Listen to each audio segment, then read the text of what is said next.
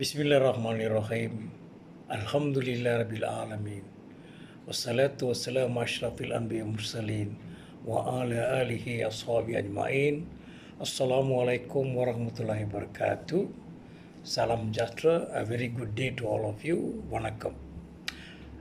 This is pursuant to two of the talks that I had given earlier. The first one was on the chain of events, the chronological train of events pertaining to the Arab-Israeli conflict, starting from the 1917 Balfour Declaration, if I'm not mistaken.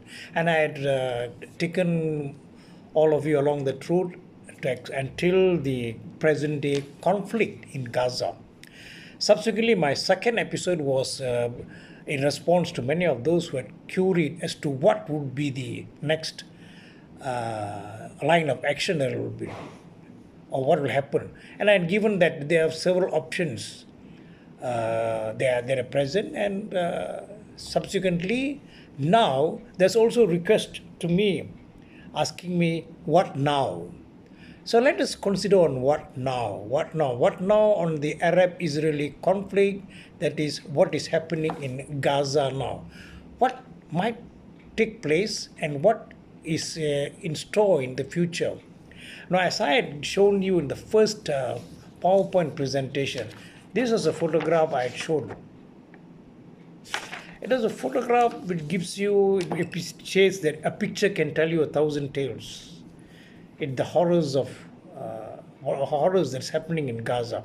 Now let's go to tonight's point. Now there are 3 points that I'm going to discuss. I'll try to make it short and brief because uploading into the WhatsApp, there's a time frame which is required, and if I go more than that, it gets cut off. Unless you upload it into YouTube or TikTok, then it can be for a longer period. So I'll try to keep it within 5 to 8 minutes. Now, what there are 3 things or 3 aspects. One is the Israeli aspect. The other is some pertaining to Hamas, and the third is the international response to what's happening. Now, let's first go to the Israeli aspect of what is happening. Now, presently, as planned by Israel, the entire population has been pushed right to the south near the Egyptian border. Now, Egypt has a border with Gaza, which is known as the Rafah crossing. And around the Rafah crossing, you have the Rafah city, and almost the entire population from the north has been pushed to the Rafah area, and there many of them are staying in tents and surviving on international trade which passes through the Rafah crossings. Now, what is happening is this is the last part. And a lot of countries have called on Israel to be restrained from using brutal force, because that's the last area for the Palestinians. Now, if it goes on and pushes, like it's already started bombing, and about 100 over people, Palestinians, have died since they started the bombing. Now, if it proceeds, then they have no choice but to flee into Egypt. Egypt will not accept this. Egypt has already said that it will not tolerate, because it will be open to thousands of refugees flooding its area. And once these refugees cross into Egypt, the chances are that they won't go back, because Israel will not allow them to go back. And it's an opportunity for Israel to cleanse the whole area of Gaza, and there will be no more Palestinians. Then probably it will annex Gaza. That is the aspect of the Israelis. And what it's trying to do is, by pushing everybody to the Rafah area, it will be able to flush out Hamas, which has nowhere else to go. But you must understand, Hamas has one thing that the Israelis' hands are tied, that is the hostages.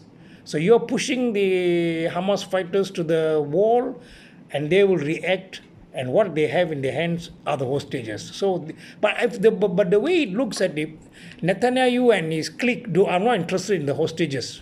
They know these are the collateral damage that they have to take the risk when in wanting to invade Gaza. So it's a pity.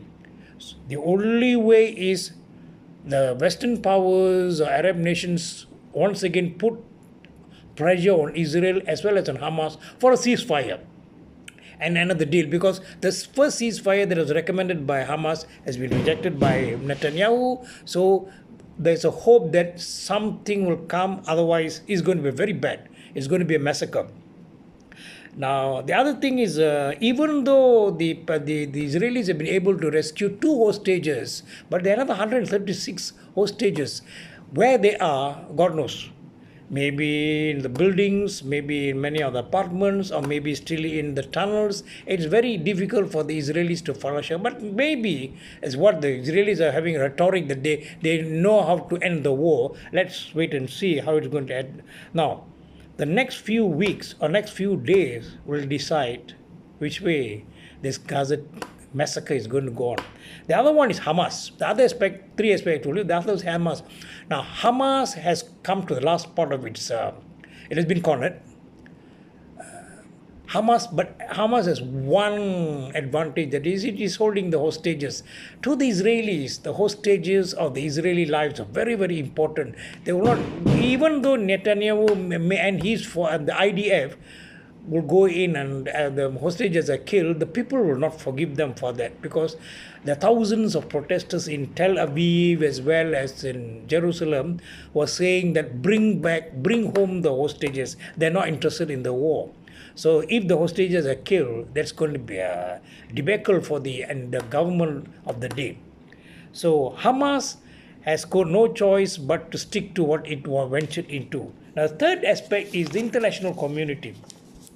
Now, the international community, except for Ireland, South Africa, Malaysia, Indonesia, and Iran, most of them just make noise only. The way I look at it, it's more of rhetoric. None of them have come to the Palestinian aid.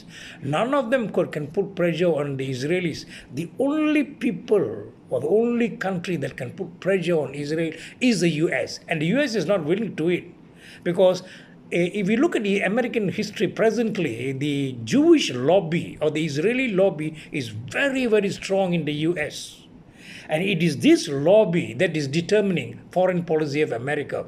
It is the American government, the senators, the politicians are all pro-Israelis, and they will not take the risk of antagonizing this Israeli lobby or the Jewish lobby, because their future depends on it. No one can survive if they go against the Jewish lobby. If you look into American history, the only people who can twist the arm of the Israelis are the Americans.